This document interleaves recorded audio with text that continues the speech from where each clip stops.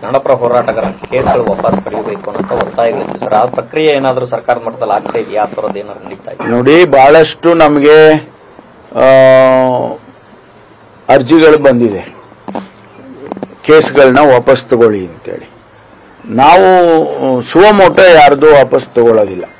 ಅದಕ್ಕೆ ಆದಂತ ಒಂದು ಸಂಪುಟದಲ್ಲಿ ಒಂದು ಸಬ್ ಕಮಿಟಿ ಮಾಡಿದ್ದಾರೆ, ಉಪಸಂಪುಟದ ಸಮಿತಿಯನ್ನ ಮಾಡಿದ್ದಾರೆ. ಅದಕ್ಕೆ ನನ್ನನ್ನೇ ಅಧ್ಯಕ್ಷನ್ ಮಾಡಿದ್ದಾರೆ. HK ಪಾಟೀಲ್ ಇದ್ದಾರೆ, ಡಾಕ್ಟರ್ ಮಾಧವಪ್ಪನವರು ಇದ್ದಾರೆ, ಚಲುವರಾಯ ಸ್ವಾಮಿ ಇದ್ದಾರೆ, ಆಮೇಲೆ ನಮ್ಮ ರಾಮಲಿಂಗ ರೆಡ್ಡಿ ಅವರು ಇದ್ದಾರೆ.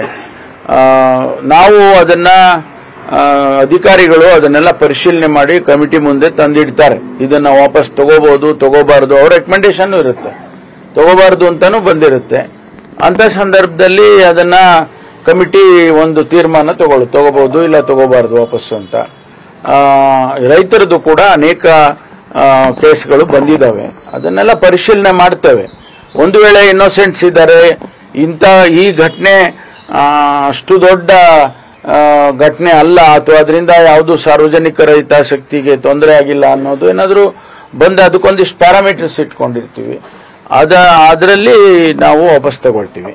ಇಲ್ಲ ಅಂತ ಹೇಳಿದ್ರೆ ಆ ಕೇಸ್ಗಳು ಮುಂದುವರಿಯುತ್ತೆ. ಈಗ CM DCMದು ಬೇಗ ವಾಪಸ್ ತಗೊಂಡ್ರು ಸರ್. ಕೋವಿಡ್ ಟೈಮ್ ಮೇಲೆ ಆದಂತ ಕೇಸ್ಗಳು ಶಾಸಕರ ಮೇಲೆ ಆಗಿರೋದನ್ನು ಕೂಡ ವಾಪಸ್ ತಗೊಂಡಿಲ್ಲ. ಸಾಕಷ್ಟು ಜನ ಕಾಂಗ್ರೆಸ್ ಶಾಸಕರ ಮೇಲೆ ಕೇಸ್ ಆಗಿದೆ, ಅವರು ಕೂಡ ಬೇಸರ ವ್ಯಕ್ತಪಡಿಸಿದ್ದಾರೆ. ಕೋರ್ಟ್ಗೆ ಹೋಗಿ ದಂಡ ಕೂಡ ಕಟ್ಟು ಬಂದಿದ್ದಾರೆ, ವಾರೆಂಟ್ ಕೂಡ ಇಶ್ಯೂ ಆಗಿತ್ತು ಅವರಿಗೆ. ಅಂತ ಕೇಸು ವಾಪಸ್ ಪಡೆಯಲಿಲ್ಲ.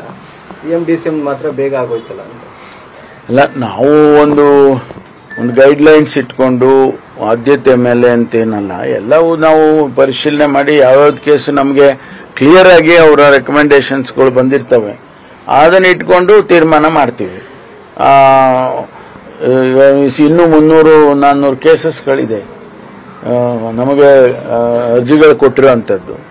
ಅದನ್ನೆಲ್ಲ ಪರಿಶೀಲನೆ ಮಾಡಿ ನೋಡಿ ಅದರಲ್ಲಿ ಯಾವುದು ತಗೊಳ್ಳೋದಕ್ಕೆ ಅರ್ಹತೆ ಇದೆ ಅದನ್ನ ತಗೊಳ್ತೀವಿ, ಇಲ್ಲದೆ ಇದ್ರೆ ವಾಪಸ್ ಹಾಕ್ತೀವಿ. ಇದು ಮುಂದುವರಿಸಿ ಕೇಸ್ಗಳನ್ನ ಅಂತ. ಈಗ ನಾವು ಇಷ್ಟುವರೆಗೆ ಮಾಡಿರೋ ಸಭೆಗಳಲ್ಲಿ ಸುಮಾರು ಕೇಸ್ನ ವಾಪಸ್ ಹಾಕಿದ್ವಿ. ನೀವು ಇದನ್ನ ಕೇಸ್ ತಗೊಳಕ್ಕಾಗಲ್ಲಪ್ಪ ವಾಪಸ್ಸು, ಇದು ಮುಂದುವರಿಸಿ ಅಂತ ಹೇಳಿ ತೀರ್ಮಾನ ಮಾಡಿದ್ದೇವೆ.